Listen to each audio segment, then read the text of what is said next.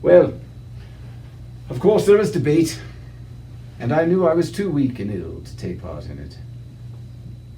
But again, I had good friends. Thomas Huxley wrote me. Thomas Huxley, when I told him my idea of natural selection, I had him read my book, he said, "Charles, it is so obvious, I don't know why I didn't think of it myself."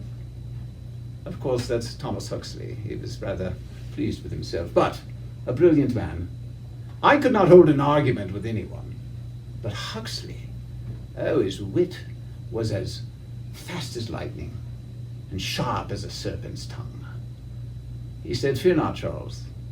I am sharpening my claws to take on your critics." And of course, it all came to a head in the great debate at Oxford, where the Bishop Wilberforce, the Bishop of Oxford, decided he would take on this heresy of evolution by natural selection. He was very well known, very respected, very erudite, an excellent speaker who could sway people with his influence and his position.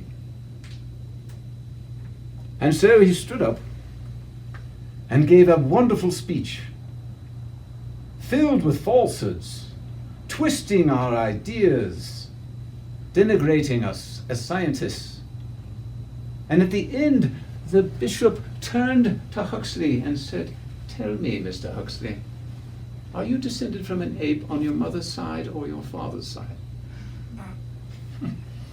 Well, there were hoots and laughs throughout the hall, but Huxley turned to his friend and said, "God has delivered him into my hands." And young Thomas stood up, and he went through every argument the bishop had made.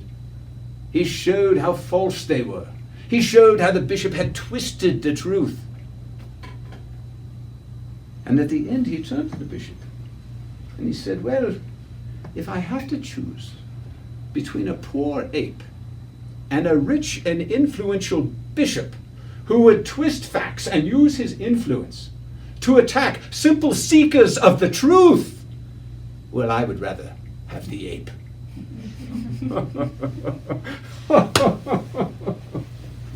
As I say, I have wonderful friends. Thomas Huxley.